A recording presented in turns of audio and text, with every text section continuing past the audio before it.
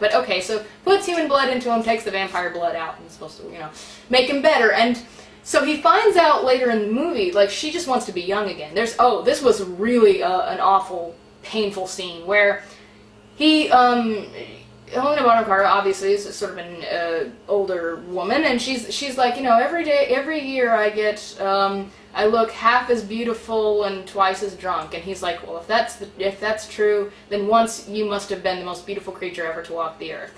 And it's like, oh, that's kind of sweet. He's trying to cheer her up, which again, you still don't like his character because his delivery on everything is so bad. This is the worst Johnny Depp performance maybe, because he's had some really bad ones, but there's like, unlike the Willy Wonka was bad, but at least it was uniquely bad, like he was trying to do something. Like this is like Johnny Depp has given up. He is dead, and he is sort of just parroting script lines.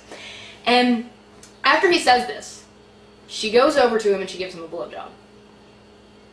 I'm not kidding. And it's supposed to be funny, I guess. But she just gives him a blowjob because he said she was once probably very pretty. And that's her character. And God, this movie is so bad. So what happens to her, you may ask? So like you care, but I'm just saying, like, when she finds out he's a vampire, Michelle Pfeiffer is supposed to not tell anyone he's a vampire. Look at him! Everybody in this whole movie is stupid, because yes, look at him, he doesn't make any attempts to hide it. He talks about how silver will burn his flesh, sunlight sets him on fire, etc. Like, it's very obvious. He talks about being around for 200 years. Like, everybody should know he's a vampire. Whatever, it's supposed to be a secret. The psychiatrist figures it out because she hypnotizes him with a clock, with a little watch that goes like this.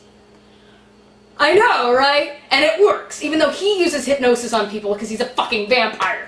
This is not actually hypnosis anyway, but even if we're going with the campy, like, comedy thing of the film, which it's not a comedy, there were a fair amount of people in the theater where I saw this, and there was no laughter. It's so bad. So anyway, he finds out that she's been taking the vampire blood she takes out of him and putting it into her own veins because she wants to be young and immortal. So you'd think, okay, yeah, well, that's really sick and twisted and wrong, and, maybe he should, maybe he should, confront her on this and say, stop that, you don't want to become this monster that I've become. So what does he do? He accuses her of betraying the family, and then he kills her and throws her in the lake. I'm not kidding.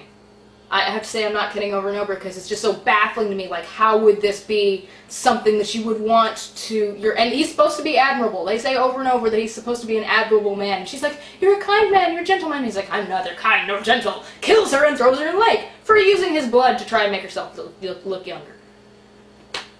Oh man. And it becomes even worse when you just guess how he and the love interest are able to end up together. Just guess what happens. It becomes even worse when that's like his solution to that, which it's not his chosen solution, but I don't want to spoil the ending in case you watch it, but don't watch it, it's so fucking bad.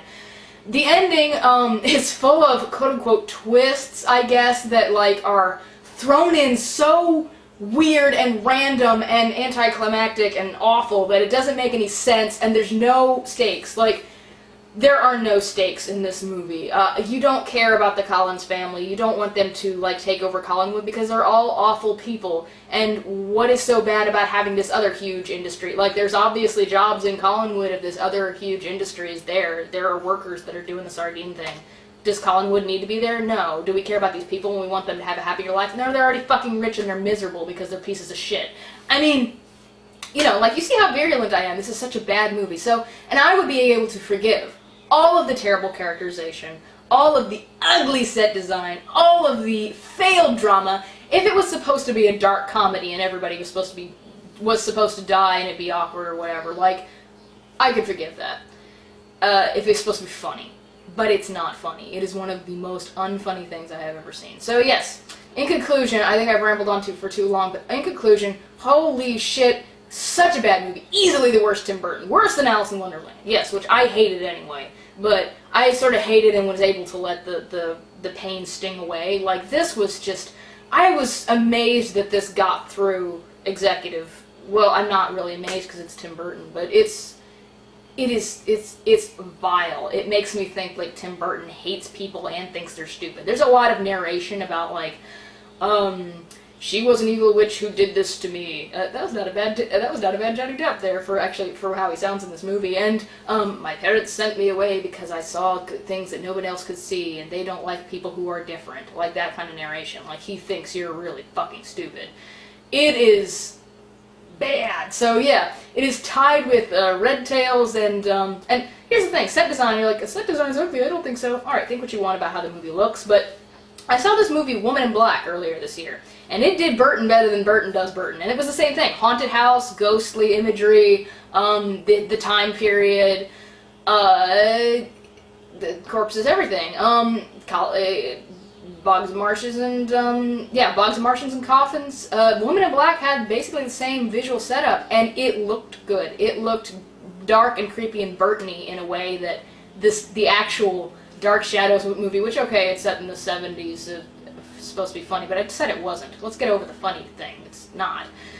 Woman in Black, not a great movie or whatever, but entertaining and visually a treat, and, you know, that was the Burton movie that takes place in a haunted house. This was like, oh, he's self-destructing. It's so bad. Like, it is so bad. It is tied, anyway, my point is, it's tied with Red Tails, and if you want to know what the worst movies I've seen this year that I haven't talked about because I haven't started doing vlogs till May, it is tied with Red Tails and The Lorax as the two most, like, painfully awful movies I've seen this year, which I saw, like, tame bad, like Underworld Awakening and stuff like that, that was like, it's just tame bad, But it does take a special kind of aggressiveness, like Red Tails or the Lorax or now Dark Shadows, to say, like, this was virulently bad, and it was, like, so 1 star, worst Tim Burton movie ever made, tied for the worst movie I've seen so far this year. I have to, like, really think about it. I guess if I really thought about it, Lorax is not as bad as this. I guess this is worse than Lorax. It's not, nothing can be as bad as Red Tails this year. Red Tails is one of the most incompetent movies I've seen in the last 5 years, so nothing can be as bad as Red Tails, but Red Tails was just boring. This was, like, actually painful. I don't know, maybe boring is worse. But anyway, terrible, terrible fucking movie. Don't go see it. Tim Burton can go fuck himself, seriously. It's so fucking awful. It was a regrettable turn of events. Are you stoned or something? They tried stoning me, my dear. It did not work.